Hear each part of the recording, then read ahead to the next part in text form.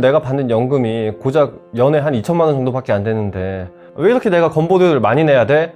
하는 생각이 드시는 거예요. 이런 경우는 눈앞에 건보료만 보지 마시고 평생 받을 총액까지 같이 계산해보고 정말 신중하게 의사결정을 하셔야 합니다. 그러니까 조기연금은 한번 당겨받으면 평생 감액됩니다.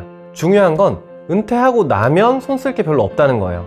적어도 은퇴 2, 3년 전부터는 내가 지역가입자가 되면 보험료가 얼마나 나올까를 한번 계산해 보셔야 돼요.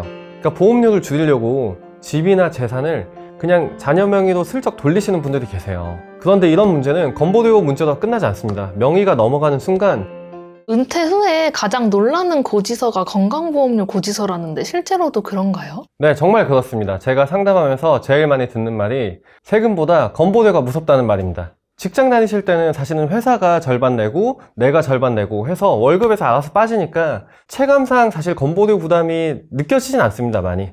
그런데 은퇴하고 나시면은 지역가입자가 되면서 본인이 가지고 있는 재산과 소득을 다 합쳐서 본인이 전액 부담하게 됩니다. 예를 들어 볼게요. 이제 평생 성실하게 일하시고 은퇴하신 이제 대기업 임원분이 계세요. 원래는 이제 자녀 건강보험에 피부양자로 올라가 계셔가지고 보험료를 한 푼도 안 내고 계셨습니다. 그런데 이분이 갑자기 국민연금을 받기 시작한 거예요. 근데 대기업에서 그동안 국민연금을 많이 부었으니까 연금액이 상당히 클 거잖아요. 그래서 이 국민연금이 연 2천만 원을 넘었어요. 그랬더니 어느 날 피부양자가 아니다 라고 통보가 온 거예요. 그래서 지역가입자도 전환되고 이 과거 임원이셨던 분이 가진 거라고는 사실은 반포에 있는 집 한 채랑 그냥 오피스텔 하나밖에 없는데 그런 게 다 재산으로 잡히니까 갑자기 건강보험료가 만만치 않은 고지서가 날아온 거죠. 이분이 느끼시기에는 내가 받는 연금이 고작 연에 한 2천만 원 정도밖에 안 되는데 왜 이렇게 내가 건보료를 많이 내야 돼? 하는 생각이 드시는 거예요. 하지만 뭐 제도가 그렇게 되어 있습니다. 사실 은퇴자분들이 소득요건에서 제일 힘들어하는 게 바로 이 국민연금이에요. 왜냐하면 이 피부양자 소득 기준이 원래는 연 3,400만 원이었거든요. 그 3,400만 원이었을 때는 그래도 좀 여유가 있는데 저희가 2022년 9월에 건강보험료 부과체계가 개편되면서 2천만 원으로 확 깎였어요. 이 기준이 40% 넘게 깎인 거예요. 그러다 보니까 예전 같으면 그분도 그냥 피부양자로서 건강보험료 부담이 없었을 텐데 이제는 다른 소득 하나도 없이 그냥 국민연금 하나만으로도 이 선을 넘겨서 피부양자에서 떨어지는 경우가 생기는 거죠. 실제로 저희 이제 통계에 의하면 제도가 바뀐 2022년 9월 이후로 공적연금이 이 기준을 넘어서 피부양자에서 빠진 분만 30만 명이 넘습니다. 그래서 요즘 조기연금, 그러니까 국민연금을 원래 시기보다 당겨받는 신청이 크게 늘고 있는데요. 여러 가지 이유가 있겠지만 제 생각에는 바로 이 피부양자 소득 요건을 지키려는 것도 중요한 이유 중 하나로 보입니다. 당겨받게 되면 매달 수령액이 줄어드니까 연 2천만 원 선 아래에 맞춰서 피부양자 자격을 지키시려는 거죠. 그런데 여기서 제가 꼭 짚어드리고 싶은 게 하나 있어요. 그러니까 조기연금은 한번 당겨받으면 평생 감액됩니다. 그러니까 건보료를 좀 아끼려다가 평생 받을 연금 자체가 줄어들 수 있으니까 이런 경우는 눈앞에 건보료만 보지 마시고 평생 받을 총액까지 같이 계산해보고 정말 신중하게 의사결정을 하셔야 합니다. 그럼 직장 다닐 때보다 은퇴 후에 건보료가 더 오르는 경우는 왜일까요? 네, 충분히 그럴 수 있어요. 이유는 앞서도 설명드렸지만 이 건보료를 매기는 기준 자체가 다르기 때문입니다. 직장 가입자는 기본적으로 월급만 기준으로 보험료를 매기게 됩니다. 그런데 지역 가입자가 되면 소득뿐 아니라 부동산과 자동차까지 점수로 환산해서 매깁니다. 그러니까 소득은 줄어도 그동안 내가 모아온 집이랑 재산 때문에 보험료가 오히려 더 나오는 역전 현상이 생기는 거예요. 특히 서울 같은 집값이 많이 오른 지역에 사시는 분들은 소득은 그대로인데 재산 점수만 많이 올라서 보험료가 확 뛰게 됩니다. 평생 모은 내 집 하나가 건보료 기준에선 큰 부담으로 잡히는 거죠. 그리고 여기서 많은 분들이 헷갈려 하시는 게 있는데 하나만 짚고 갈게요. 국민연금 같은 공적연금은요, 피부양자 자격을 따질 때는 연금 전액을 소득으로 봅니다. 그래서 연 2천만 원을 넣으면 그대로 자격이 박탈당해요. 그런데 막상 지역가입자가 돼서 건강보험료를 매길 때는 연금 소득의 50%만 반영해요. 그러니까 탈락은 연금 전액 기준으로 당하는데 보험료 계산할 때는 절반만 들어간다. 이 차이를 모르시면 고지서 보고 내 연금 전부에 보험료를 매긴 거 아니야? 하고 더 놀라시거든요. 절반만 반영된다는 걸 알면 그래도 계산이 좀 가늠이 됩니다. 그럼 배당금이나 이자 소득도 건강보험료 산정에 포함이 되나요? 네, 포함됩니다.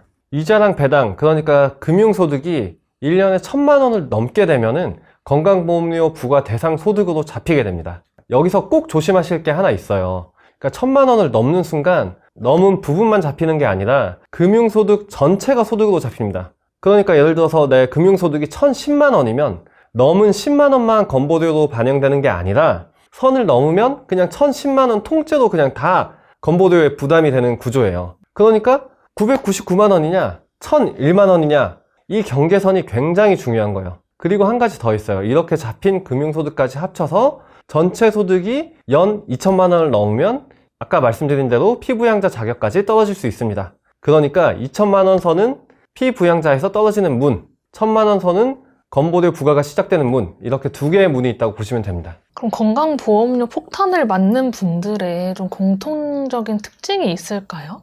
네, 제가 보니까 공통점이 분명히 있습니다. 첫째는 재산은 많은데 현금 소득이 적으신 분. 아까 말씀드린 대로 좋은 집은 한 채는 있는데 연금이나 이제 현금 흐름이 빠듯하신 경우죠. 재산 점수 때문에 보험료는 많이 나오는데 정작 소득이 적으시니까 내일 현금은 부족한 상황이 생겨요. 두 번째로는 은퇴하면서 갑자기 소득이 잡히신 분. 피부양자도 잘 있다가 갑자기 연금이나 임대소득이 기준을 넘는 순간 지역가입자로 전환되는 경우입니다. 셋째, 이게 의외로 많은데 부부 동반 탈락이에요. 이게 피부양자 소득 기준은 부부를 각각 따로따로 보거든요. 그런데 부부 중 한 분이라도 아까 말씀드린 2천만 원 기준을 넘으면 소득이 0원인 배우자까지 같이 피부양자 자격에서 떨어지게 됩니다. 그러니까 예를 들어서 남편 연금이 그 기준을 살짝 넘었더니 소득이 전혀 없는 아내까지 지역가입자가 돼서 두 사람의 보험료가 한꺼번에 나오는 거예요. 이거 모르고 계시다가 고지서 보고 깜짝 놀라시는 분들이 정말 많습니다. 그럼 은퇴 전에 미리 준비하면 이 건강보험료를 좀 줄일 수 있는 방법도 있을까요? 네, 있습니다. 핵심은 은퇴 전에 미리 내 전체 소득을 파악해서 어떻게 연금을 받을지 그림을 그려보는 것입니다. 연금을 언제부터 얼마씩 받을지 시기랑 금액을 조절하면 소득이 한 해에 몰리는 걸 막을 수 있고요. 금융소득이 기준선 근처면 상품 구성이나 명의를 미리 점검할 수도 있어요. 임대소득이 있으시면 신고 방식도 따져볼 수 있고 중요한 건 은퇴하고 나면 손 쓸 게 별로 없다는 거예요. 적어도 은퇴 2, 3년 전부터는 내가 지역가입자가 되면 보험료가 얼마나 나올까를 한번 계산해 보셔야 돼요. 건강보험공단에서 모의 계산도 해주니까 미리 확인하는 것만으로도 충격을 확 줄일 수 있습니다. 은퇴하고 나서는 방법이 아예 없어요. 연금 받기 전이면 가능하죠. 그럼 연금 받고 있는 네. 중에서는 쓸 수가 없나요, 아예? 근데 연금을 받고 있으면 뭐 상황에 따라 다를 것 같아요. 그거는 이제 연금이 예를 들어서 한 1,500 정도인데 금융소득이 내가 뭐 한 1,000만 원 이상 있어가지고 그게 합쳐서 2,500이라서 내가 기준을 넘는다라고 하면 금융소득이 예를 들어서 내가 배당 ETF다. 그러면 배당 ETF를 좀 빼고 사실은 성장주 쪽으로나 뭐 S&P 500, 나스닥 100 이런 쪽으로 좀 투자를 한다. 배당보다는 지분가치 상승을 누릴 수 있는 것으로 좀 포트폴리오를 전환하게 되면은 건보료를 좀 아끼실 수 있습니다. 그렇다면 이제 건보료를 계속 줄이려는 꿀팁에 대해서 얘기를 하고 있는데 이 건보료를 줄이려다가 절대 해서는 안 되는 행동이 있다면 어떤 게 있을까요? 네, 제일 위험한 거요. 우선은 가장 안 좋은 건 재산이나 소득을 인위적으로 숨기거나 가짜로 넘기는 겁니다. 그러니까 보험료를 줄이려고 집이나 재산을 그냥 자녀 명의로 슬쩍 돌리시는 분들이 계세요. 그런데 이런 문제는 건보료 문제로 끝나지 않습니다. 명의가 넘어가는 순간 증여세 문제가 터져요. 자녀 입장에서는 자금 출처 조사 대상이 될 수도 있고요. 건보료 몇 푼 아끼려다가 증여세를 훨씬 크게 물을 수 있습니다. 소득이 있는데 사업자 등록을 안 하거나 임대소득 신고를 안 하는 것도 절대 안 됩니다. 당장은 넘어가도 나중에 가산세까지 붙어서 돌아옵니다. 정리하면 합법적으로 시기 조절을 하고 구조를 짜는 건 괜찮은데 숨기고 위장하는 건 더 큰 세금으로 돌아온다. 이게 원칙입니다. 그러면 은퇴 후에 건강보험료 때문에 가장 후회하는 결정을 하신 사례가 있다면 말씀 부탁드릴게요. 뭐 앞서 말씀드린 것처럼 이제 집 때문에 건보료가 많이 나오시는 분이 계셨어요.